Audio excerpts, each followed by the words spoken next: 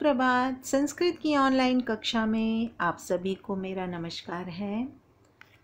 आज हम रुचिरा के 10वां पाठः कृषकाः कर्मवीराः का अध्ययन करेंगे।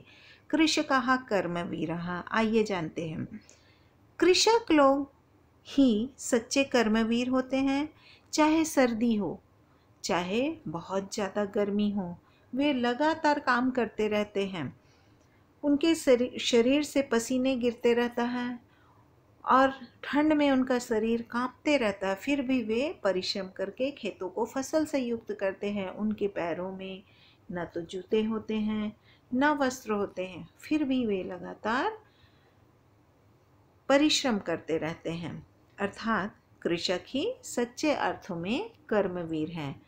आइए अब हम पाठ का अर्थ जानेंगे। तो सबसे पहला श्लोक है, सूर्यस्तपतु मेघाः वा वर्षन्तु विपुलं जलं कृषिका कृषिको नित्यं शीतकाले अपि कर्मठौ।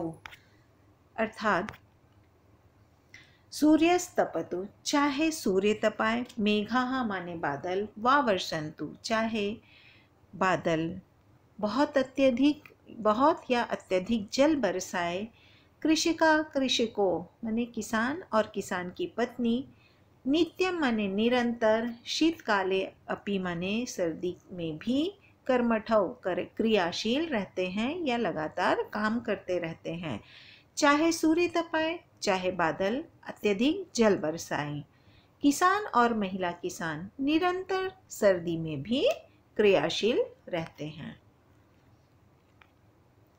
दूसरे श्लोक का अर्थ जानेंगे।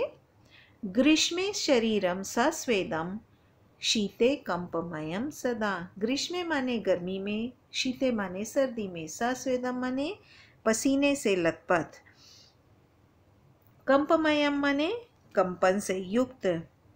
तो गर्मी में शरीर पसीने से लथपथ होता है और शीते कंपमयम सदा, सर्दी में शरीर हमेशा कांपते रहता है, कंपन से युक्त होता है।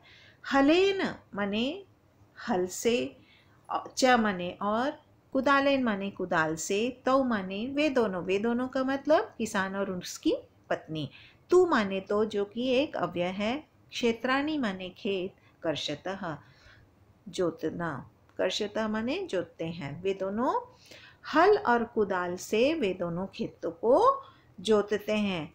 शरीर में हमेशा, गर्मी के मौसम में शरीर से हमेशा पसीना निकलता है और सर्दी में हमेशा शरीर कांपते रहता है, फिर भी वे हल और कुदाल से खेतों को जोतते रहते हैं।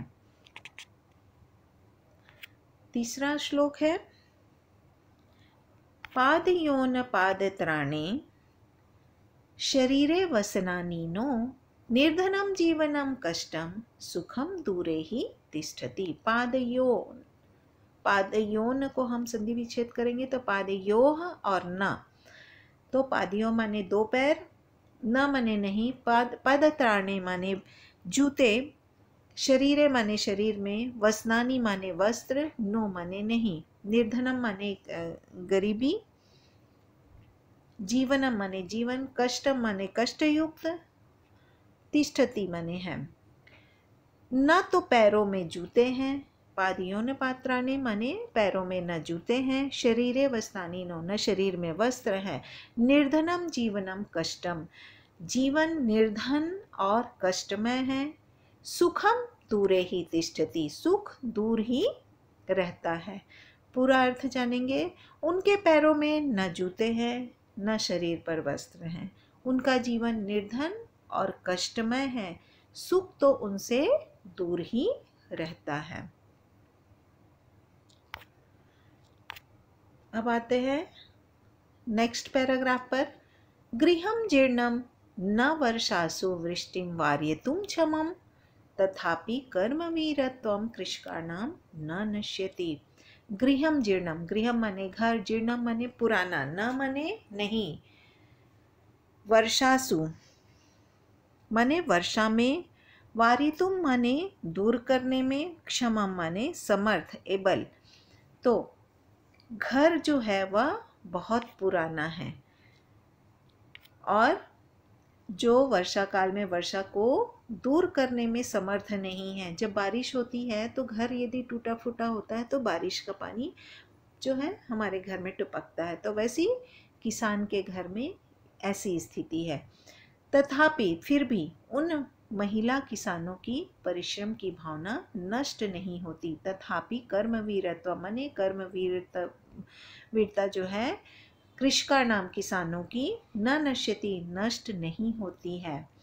उनका घर पुराना है जो वर्षा काल में वर्षा को दूर करने में भी समर्थ नहीं है, फिर भी उन महिला किसानों की परिश्रम की भावना नष्ट नहीं होती है। तयोः श्रमेण क्षेत्राणि सस्यपूर्णानि सर्वदा धरित्री सरसा जाता या शुष्का कंटकावृता। उनके परिश्रम से, तयो माने उन दोनों के, श्रमेण माने परिश्रम से, क्षेत्राणि माने खेत, सस्य पूर्णानि माने फसल से युक्त, सर्वदा माने हमेशा, धरित्री माने धरती, सरसा जाता माने फसल से युक्त, या माने जो शुष्का सूखे, कंटकावृता कांटों से युक्त है। तो उन दोनों तयो श्रमेण उन दोनों के परिश्रम से खेत जो है वह फसलों से युक्त रहते हैं, हमेशा, सर्वदा माने हमेशा फसलों से युक्त रहते हैं। धरित्री सरसा जाता, धरती सरस हो जाती है। जो धरती कैसी है? शुष्का कंटकावृता, जो धरती सूखी और कांटों से युक्त है वह धरती उनके परिश्रम से सरस हो जाती है। आखिरी पैराग्राफ। शाकम अन्नम फलम दुग्धम दत्वा सर्वेभ्यः एव तौ क्षुधा तृषा कौलौ नित्यम विचित्रौ जनपालकौ। अर्थात शाकम अन्नम फलम दुग्धम मतलब सब्जी, अनाज, फल और दूध, दत्वा माने देकर, सर्वेभ्य माने सभी के लिए, एव ही, तौ वे दोनों, क्षुधा माने भूखे, तृषाकुला माने प्यासे, नित्यम माने निरंतर, विचित्रो माने विचित्र, जन पालको लोगों को पालने वाला। तो वे दोनों सभी मनुष्यों के लिए सब्जी, अनाज और फल और दूध देकर विचित्र जन पालक हैं, जो कैसे रहते हैं? खुद तो भूखे और प्यासे रहकर दूसरों को यानी जनता को पालते हैं। अर्थात वे दोनों सभी मनुष्यों के लिए सब्जी, अनाज, फल और दूध देकर विचित्र जन पालक भूख और प्यास से व्याकुल रहते हैं। अर्थात वे खुद भूखे प्यासे रहते हैं परंतु लोगों के लिए वे